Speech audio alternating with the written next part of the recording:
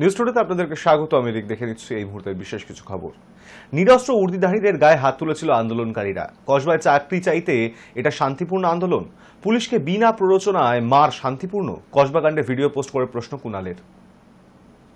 বুধবারই কলকাতা নগরপাল জানিয়েছিলেন কার্যত বাধ্য হয়েই চাকরিহারা আন্দোলনকারীদের উপর সামান্য বল প্রয়োগ করতে বাধ্য হয়েছিল পুলিশ কর্মীরা। অভিযোগ, নিরস্ত্র উর্দিধারীদের গায়ে হাত তুলেছিল আন্দোলনকারীরা। বৃহস্পতিবার সেই দাবির সপক্ষে প্রমাণ পেশ করল তৃণমূল। দলের অন্যতম রাজ্য সাধারণ সম্পাদক কুণাল ঘোষ এক্স হ্যান্ডেলে একটি ভিডিও পোস্ট করে প্রশ্ন করেন, কসবায় চাকরি চাইতে এটা শান্তিপূর্ণ আন্দোলন? পুলিশকে বিনা প্ররোচনায় মার শান্তিপূর্ণ? সুপ্রিম কোর্টের কলমের খোঁচায় চাকরি হারিয়েছেন প্রায় 26,000 শিক্ষক অশিক্ষক কর্মী। দিন দুয়েক আগে নেতাজি ইন্ডোরের সভায় মুখ্যমন্ত্রীর সামনে মঞ্চে দাঁড়িয়ে নিজেদের দুর্দশার কথা জানিয়েছিলেন চাকরিহারারা। মমতা বন্দ্যোপাধ্যায়ের কাছ থেকে পেয়েছেন আশ্বাস। তবে রাজ্যের প্রশাসনিক প্রধানের আশ্বাস সত্ত্বেও আন্দোলনের পথ থেকে সরছেন না চাকরিহারাদের একাংশ। চাকরি চাইতে কসবার ডিআই অফিসে চড়াও হয় আন্দোলনকারীরা। সেই সময় সরকারি সম্পত্তি ভাঙচুর থেকে নিরস্ত্র পুলিশকে মারধর করা হয় বলে অভিযোগ। কুণাল ঘোষ যে ভিডিওটি পোস্ট করেছেন তাতে দেখা গিয়েছে এক পুলিশ কর্মীর পোশাকের কলার ধরে টানাটানি করেন কয়েকজন আন্দোলনকারী। এমনকি তার গায়ে হাত তুলতেও দেখা গিয়েছে। এই ভিডিও পোস্ট করে তৃণমূলের অন্যতম রাজ্য সাধারণ সম্পাদক লিখেছেন, কসবায় চাকরি চাইতে এটা শান্তিপূর্ণ আন্দোলন? পুলিশকে বিনা প্ররোচনায় মার কি শান্তিপূর্ণ? চাকরির এই জটিলতার সঙ্গে ডিআই অফিসের হামলার সম্পর্ক কি? তিনি আরো প্রশ্ন তোলেন, যেখানে শিক্ষকদের পেটে লাথি আর পিঠে লাথি মারা নিয়ে বারংবার পুলিশকে কাঠগড়ায় তোলা হচ্ছে, সেখানে কেন নিরস্ত্র পুলিশের উপর হামলার ছবি প্রকাশ্যে আনা হচ্ছে না? গল্প ভেস্তে যাওয়ার ভয়ে? উল্লেখ্য, ইতিমধ্যেই আন্দোলনকারীদের বিরুদ্ধে জোড়া মামলা করা হয়েছে। আবার কলকাতা পুলিশের ডিসি বিদিশা কলিতা দাশগুপ্তের কাছে রিপোর্ট তলবের পর গোটা ঘটনা তদন্তের নির্দেশ দিয়েছে লালবাজার। High News network. চাকরির দাবি করতে গিয়ে শিক্ষকদের কপালে জুটেছে পুলিশের লাঠির আঘাত। আর এবার সেই শিক্ষকদের বিরুদ্ধে মামলা দায়ের করা হলো পুলিশের তরফে। চাকরির দাবিতে গিয়ে জুটেছে পুলিশের লাঠি মারধর। এবার সেই চাকরি হারাদের বিরুদ্ধেই জোড়া মামলা দায়ের হলো। একটি কসবা ডিআই এর করা অভিযোগের ভিত্তিতে হয়েছে, অপরটি কসবা থানা পুলিশের করা স্বপ্রণোদিত মামলা। যদিও নির্দিষ্টভাবে কারোর নাম অভিযোগ দায়ের হয়নি, অজ্ঞাত পরিচয় কিছু ব্যক্তিদের বিরুদ্ধে মামলা করা হয়েছে। বুধবার কসবা ডিআই অফিসে অভিযান করেছিলেন চাকরিহারারা। সেই অভিযানে ধুন্ধুমার পরিস্থিতি তৈরি হয়। অফিসে তালা লাগানো ছিল পুলিশি কড়া নিরাপত্তা। তার সত্ত্বেও ভিতরে ঢুকে পড়েন চাকরিহারারা। তারপরে লাঠিচার্জ শুরু করে পুলিশ। ঘটনায় একাধিক চাকরিহারারা অসুস্থ হয়ে পড়েন, গুরুতর আহত হন বেশ কয়েকজন। পুলিশের পক্ষ থেকে বলা হয়েছিল তারা নিয়ম ভেঙেছেন, পুলিশের ওপর চড়াও হয়েছেন, তাই পরিস্থিতি নিয়ন্ত্রণে আনতে পদক্ষেপ নেওয়া হয়েছে। এও বলা হয়েছিল আইনি পদক্ষেপ নেওয়া হবে। দেখা গেল সেই ঘটনা 24 ঘন্টা পার হতে না হতেই চাকরিহারাদের বিরুদ্ধে দায়ের হলো মামলা। তাও একটি নয়, দুটি। কসবা ঘটনায় পুলিশ প্রথম থেকেই বলে এসেছে, যারা চাকরি চাইতে এসেছিলেন তারা তাদের কাজে বাধা দিচ্ছিলেন। পরিস্থিতি সামাল দিতেই ব্যবস্থা নেওয়া হয়েছে। বরং এই ঘটনায় পুলিশ আক্রান্ত। সাংবাদিক বৈঠক করে পুলিশ কমিশনার মনোজ বর্মা বলেন, পুরো ফুটেজ দেখা দরকার। একতরফা কোনো ছবি দেখে পরিস্থিতি নিয়ে সিদ্ধান্ত নেওয়া ঠিক নয়। অতএব পুলিশের বক্তব্যে সাফ দাবি করা হয়, প্রথমে আক্রমণের মুখে পড়ে পুলিশ, তারপরেই আত্মরক্ষার স্বার্থে গোলমাল নিয়ন্ত্রণ করে তারা। সেই প্রেক্ষিতেই চাকরি হারাদের বিরুদ্ধে জোড়া মামলা দায়ের করা হয়েছে। তবে এই ঘটনায় এখনো স্পষ্ট নয় যে কাদের বিরুদ্ধে কোন কোন মামলা করা হয়েছে। সরকারি যে সম্পত্তি আছে এটা ডিস্ট্রয় করারও চেষ্টা হয়েছে। আমাদের সিনিয়র সার্জেন্টও খুব সিরিয়াসলি ইনজার্ডও হয়েছেন। এর মধ্যে কিছুটা অ্যাকশন যেটা নেওয়া হয়েছে যাতে আর ল অ্যান্ড অর্ডার পরিস্থিতি খারাপ না হয়, এটাও পুলিশ বাধ্য হয়ে অনেক পারসুয়েশন, অনেক রিকোয়েস্ট করার পরে একটা পরিস্থিতিকে সামলানো হয়েছে। তো এটা কোনোভাবে বাঞ্ছনীয় নেই। এটা আননেসেসারি একটা সিচুয়েশন ক্রিয়েট করা হচ্ছে। কারো উকসানিতে যাতে আমরা না যাই, আমাদেরকে লিগাল সলিউশনই বের করতে হবে এবং এর জন্য সরকার তরফ থেকে, আমাদের এডুকেশন ডিপার্টমেন্ট তরফ থেকে সব রকম পদক্ষেপ নেওয়া হচ্ছে। পুলিশের উপর ক্ষোভ উগরে দিয়ে চাকরিহারারা বলেছিলেন, নির্দেশ না থাকলে এমন করতে পারতেন না পুলিশ। তারা কোনো রাজনৈতিক দলের সদস্য নন। প্রশ্ন তুলেছিলেন কোনো রাজনৈতিক কর্মসূচি ছিল না তাদের। তাহলে কেন পুলিশ এমন আচরণ করবে? তাহলে চাকরি চাইতে যাওয়াটাই কি তাদের অপরাধ হয়ে গেল? এখন জোড়া মামলার খবর জানার পর আরও ক্ষুব্ধ তারা। সংবাদ মাধ্যমে চাকরিহারারা জানিয়েছেন, যে মামলা করা হয়েছে তাদের বিরোধিতা করেছেন তারা। পুলিশের ভূমিকা নিয়ে তাদের প্রথম থেকেই অভিযোগ রয়েছে, আর মামলা দায়েরের বিষয়টিকে তারা ধিক্কার জানাচ্ছে। Hi News Network. রাজ্যে ওয়াকফ সম্পত্তির জবরদখল নিয়ে অমিত শাহের মন্ত্রককে বিশদ রিপোর্ট পাঠালো কেন্দ্রীয় গোয়েন্দা সংস্থা। আর সেই রিপোর্টে রয়েছে অন্তত 4 তৃণমূল নেতা নেত্রীর নাম। রাজ্যে ওয়াকফ সম্পত্তির জবরদখল নিয়ে অমিত শাহের মন্ত্রকে বিশদ রিপোর্ট পাঠালো কেন্দ্রীয় গোয়েন্দা সংস্থা। সেই রিপোর্টে অন্তত 4 তৃণমূল নেতানেত্রীর নাম রয়েছে। রাজ্যের মন্ত্রী তথা কলকাতার মেয়র ফিরহাদ হাকিম সহ এক সাংসদ এবং কলকাতা পৌরসভার এক কাউন্সিলরের নামও রিপোর্টে রয়েছে কিছুদিন আগে প্রয়াত এক বিধায়কের নামও।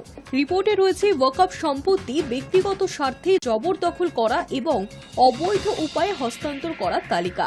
সংসদে ওয়াকফ বিল নিয়ে আলোচনা শুরুর আগেই ওই রিপোর্ট দিল্লিতে পাঠানো হয়েছিল বলে কেন্দ্রীয় গোয়েন্দা সংস্থা সূত্রে খবর। যাদের বিরুদ্ধে ওয়াকফ সম্পত্তি জবরদখলের অভিযোগ গোয়েন্দা রিপোর্টে পাঠানো হয়েছে, তাদের মধ্যে 2 জন বর্তমান বোর্ডের সদস্য। প্রথমজন উদ্দিন আহমেদ, তিনি নদিয়ার কালীগঞ্জের বিধায়ক ছিলেন। গত ফেব্রুয়ারি মাসে তিনি প্রয়াত হয়েছেন। কৃষ্ণনগরে সাহিবুল্লাহ ওয়াকফ এসেটে 3000 বর্গফুটের ফ্ল্যাট তিনি জবরদখল করেছিলেন বলে রিপোর্টে লিখেছে কেন্দ্রীয় গোয়েন্দা সংস্থা। ওয়াকফ বোর্ডের ওপর যে সদস্যের নামের রিপোর্ট গিয়েছে, তিনি তৃণমূলের রাজ্যসভা সাংসদ নাদিমুল হক। 108 তালবাগান রোডে ওয়াকফের 22 কাঠা জমি তিনি কবজা করেছেন বলে গোয়েন্দা রিপোর্টে লেখা হয়েছে। এরপরই এসেছে কলকাতার মেয়র তথা রাজ্যের মন্ত্রী ফিরহাদ এবং কলকাতা পৌরসভার 64 নম্বর ওয়ার্ডের তৃণমূল কাউন্সিলর শাম্মী জাহান বেগমের নাম। কেন্দ্রীয় স্বরাষ্ট্র মন্ত্রকের কাছে পাঠানো রিপোর্টে লেখা হয়েছে, মহাবীরতলা মসজিদ থেকে আলিপুর পর্যন্ত বিস্তৃত জহুরা বিবি ওয়াকফ এস্টেটের 35 বিঘা জমির মধ্যে ফিরহাদ হাকিম 5 বিঘার বেশি জমি জবরদখল করেছেন বলে জানা গিয়েছে। সেখানে তিনি একটি মার্বেল পাথরের শোরুমও চালাচ্ছেন। আর শাম্মী জাহান হাজরা রোডে টিপু সুলতান গোবরস্থান জমি জবরদখল করে রেখেছেন বলে লেখা হয়েছে। তবে কতটা তিনি জবরদখল করেছেন বা সে জমিকে কোন কাজে লাগাচ্ছেন, রিপোর্টে তা লেখা হয়নি। মন্ত্রী তথা কলকাতার মেয়র ফিরহাদ হাকিম অবশ্য তার বিরুদ্ধে পাঠানো পুরো রিপোর্টটাকেই নস্যাৎ করেছেন। তার কথায়, এই সমস্ত অভিযোগের সমর্থনে কেন্দ্রীয় গোয়েন্দা সংস্থা কোনো তথ্য প্রমাণ দেখাতে পারবে না। মেয়র ফিরহাদের মতো 64 নম্বর ওয়ার্ডের কাউন্সিলর শাম্মীও অভিযোগ অস্বীকার করেছেন। তিনি বলছেন, এমন কোনো রিপোর্ট তৈরি হয়েছে বলে জানতামই না। আমি ওয়াকফ বোর্ডের কেউ নই। কোথায় কি ওয়াকফ সম্পত্তি রয়েছে আমার সেসব জানাও নেই। জবরদখল করা তো অনেক দূরের কথা। কে কি উদ্দেশ্যে আমার নামে এসব রিপোর্ট দিয়ে দিলেন বুঝতে পারছি না। বাম জমানায় পুলিশের কাছে জমা পড়া 3টি অভিযোগের তথ্য রিপোর্টে রয়েছে। তাতে এক প্রমোটারের নাম উঠে এসেছে। সেই প্রমোটার ফিরহাদের ঘনিষ্ঠ বলেই কেন্দ্রীয় গোয়েন্দাদের দাবি। কেন্দ্রীয় সরকার সম্প্রতি যে নতুন ওয়াকফ আইন তৈরি করেছে, তাতে ওয়াকফ বোর্ডে কয়েকজন অমুসলিম সদস্যের অন্তর্ভুক্তির সংস্থান রাখা হয়েছে। তৃণমূল সহ ইন্ডিয়া জোটের সব দল এই সংস্থানের বিরোধিতা করেছিল। রাজ্য জুড়ে সর্বত্র নয়া ওয়াকফ আইনের প্রতিবাদ হচ্ছে। বিশেষ করে মুর্শিদাবাদের জঙ্গিপুর সুতিতে দফায় দফায় বিক্ষোভ হয়েছে। তবে এ রাজ্যে ওয়াকফ আইন কার্যকরী হবে না বলেই সাফ জানিয়ে দিলেন Firhad Hakim. Hi News Network. খুলে গেল স্কুলগুলির বেতন পোর্টাল এবং সেখানে নাম রয়েছে 26,000 চাকরিহারা শিক্ষক ও অশিক্ষকদেরও। তবে নাম থাকলেও চিন্তামুক্ত হতে পারছেন না তারা। স্কুলে গিয়ে স্বেচ্ছায় পড়াতে বলেছিলেন তিনি। তবু সুপ্রিম কোর্টের রায়ের পর কোথাও যেন আর্থিক অনিশ্চয়তায় ভুগছিলেন চাকরিহারা শিক্ষকরা। সেটা উপলব্ধি করেই মুখ্যমন্ত্রী মমতা বন্দ্যোপাধ্যায় আশ্বস্ত করেছিলেন যে আইনের গণ্ডির বাধ্যবাধকতা থাকলেও তিনি পদ বের করবেনই। চাকরিহারাদের সভায় সেই আশ্বাস দেওয়ার 48 ঘণ্টাও পার হয়নি।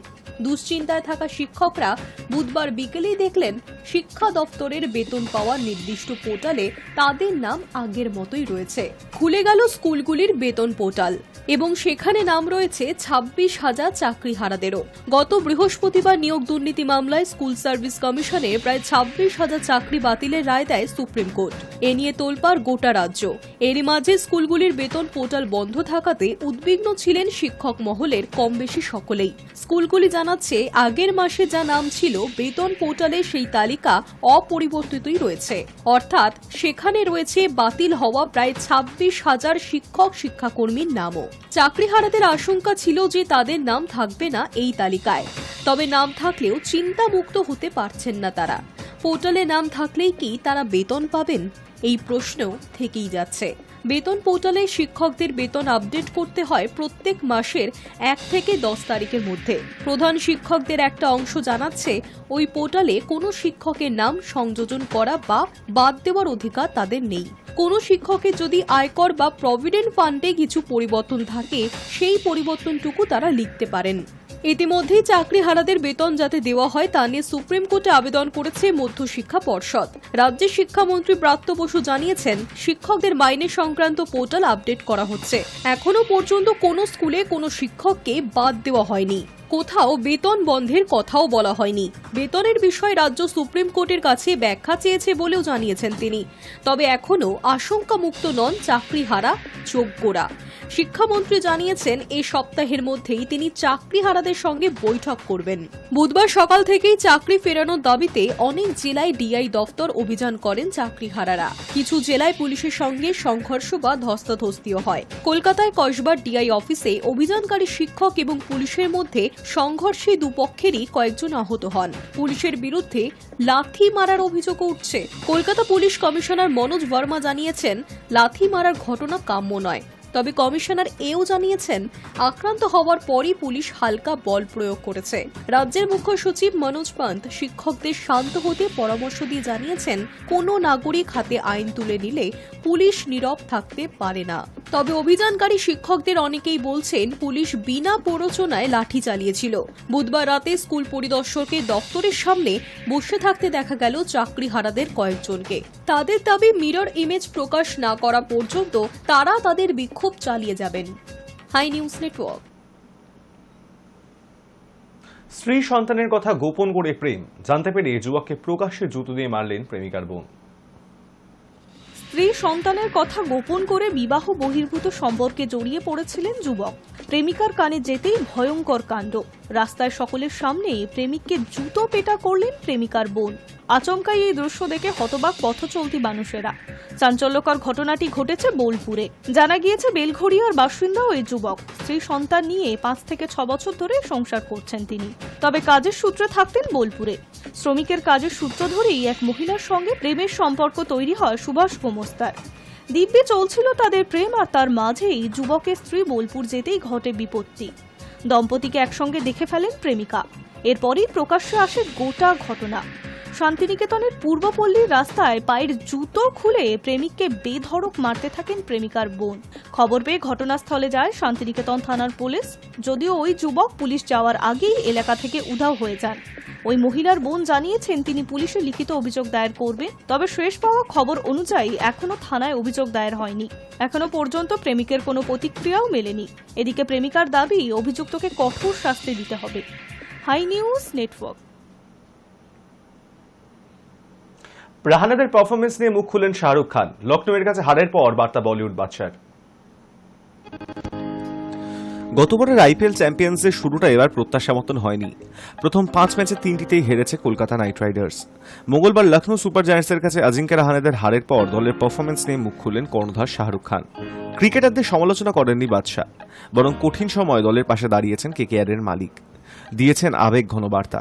তার বার্তা ক্রিকেটারদের পড়ে শুনিয়েছেন সিইও বেঙ্কি মাইসো। শাহরুখ বলেছেন, এই হারটা দুঃখজনক, কারণ আমরা খুব কাছাকাছি পৌঁছতে পেরেছিলাম। তবে অনেক ইতিবাচক দিক রয়েছে। আমরা লড়াই করতে পারি এবং বড় রান তুলতে পারি। অনেক সময় আমাদের সেরাটাও জয়ের জন্য যথেষ্ট হয় না। আমার মনে হয় এই দিনটা তেমনই একটা। শাহরুখ আরও বলেছেন, আমরা মাত্র একটা শট দূরে থেমেছি, একটা বল দূরে থেমেছি। এই হারকে পেছনে ফেলে এগিয়ে যেতে হবে আমাদের। অভিজ্ঞতা থেকে বলছি, বিপদে পড়লে দলের সংহতি বাড়ে। লখনৌয়ের বিরুদ্ধে হাড্ডাহাড্ডি ম্যাচে হার থেকেই রাহানাদের শিক্ষা নেওয়ার বার্তাও দিয়েছেন শাহরুখ। সমাজ মাধ্যমে শাহরুখের এই বার্তা পোস্ট করেছেন কেকেআর কর্তৃপক্ষ, যার শিরোনামে লেখা হয়েছে, আমাদের মাথা উঁচু রাখতে হবে এবং পরের ম্যাচের জন্য প্রস্তুত থাকতে হবে। উল্লেখ্য, আইপিএলে কেকেআরের পরের ম্যাচ আগামী 11 এপ্রিল চেন্নাইয়ের মাটিতে খেলতে হবে চেন্নাই সুপার কিংসের বিরুদ্ধে। Hi News Network. কিছু বিষয়ে শাহরুখের পরে আমি সেরা, নিজেকে কেন 1 নম্বর তারকা বলছেন উর্বশী, দেখুন। তিনি মন্তব্য করলেই বিতর্ক। কয়েক মাস আগে সাইফ আলী খানের উপর হামলার ঘটনা নিয়ে তার মন্তব্য ঘিরে বিতর্ক শুরু হয়। এবার শাহরুখ খানের সঙ্গে নিজের তুলনা করে বিপাকে উর্বশী রৌতেলা। অভিনয়ের পাশাপাশি ব্যবসায়িক বুদ্ধির জন্য প্রশংসিত হন শাহরুখ। তার ছবির প্রচারের কৌশলও প্রশংসিত বিভিন্ন ক্ষেত্রে। উর্বশীর দাবি, এই বিষয়ে শাহরুখের পরেই তার নাম উঠে আসে। উর্বশী নিজের মধ্যেই নিমজ্জিত থাকেন। এই মন্তব্য শুনে আপনার প্রতিক্রিয়া কি? উর্বশীর উদ্দেশ্যে প্রশ্ন রাখেন এক অনুষ্ঠানের সঞ্চালক। উত্তরে দাবিড়ি দিবিড়ি খ্যাত নায়িকা বলেন, মানুষ এইসব কথা বলছে, তবে তারা এটাও বলছে যে শাহরুখ খানের পরে উর্বশী রৌতেলাই সেরা প্রচারক। উর্বশীর এই মন্তব্য ঘিরেই রেড়ে পড়ে গিয়েছে নেটপাড়ায়। এক নিন্দুক এই মন্তব্য শুনে সমাজ মাধ্যমে লিখেছেন, খুবই অদ্ভুত, কিন্তু এর কথাবার্তার মধ্যে আত্মবিশ্বাস রয়েছে। আর একজন খোঁচা দিয়ে লিখেছেন, উর্বশী অন্তত নিজেকে শাহরুখের আগে রাখেননি। কোনো বিষয় তো নিজেকে তিনি দ্বিতীয় নম্বরে রাখলেন, না হলে তো নিজেকেই শীর্ষে রাখেন। এক সাক্ষাৎকারে একই ধারা বজায় রেখে ডাকু মহারাজ ছবি নিয়েও কথা বলেছেন উর্বশী। নিজের ছবির ভূয়সী প্রশংসা করতে গিয়ে উর্বশী বলেন, ব্যবসার নিরিখে 2025-এর অন্যতম ছবি হলো ডাকু মহারাজ। এই ছবির জন্যই IMDb-তে আমি 1 নম্বর তারকা। তিনি এই মন্তব্যের জন্য নেটপাড়ায় হাসির খোরাক হন। সেই প্রসঙ্গে অভিনেত্রী বলেন, আমি এইগুলো বেশি দেখি না, দেখলে আমার মনের ওপর প্রভাব পড়ে। Hi News Network. News Today এখন এই পর্যন্তই। দেখতে থাকুন হাই নিউজ, নির্ভীক নিরপেক্ষ।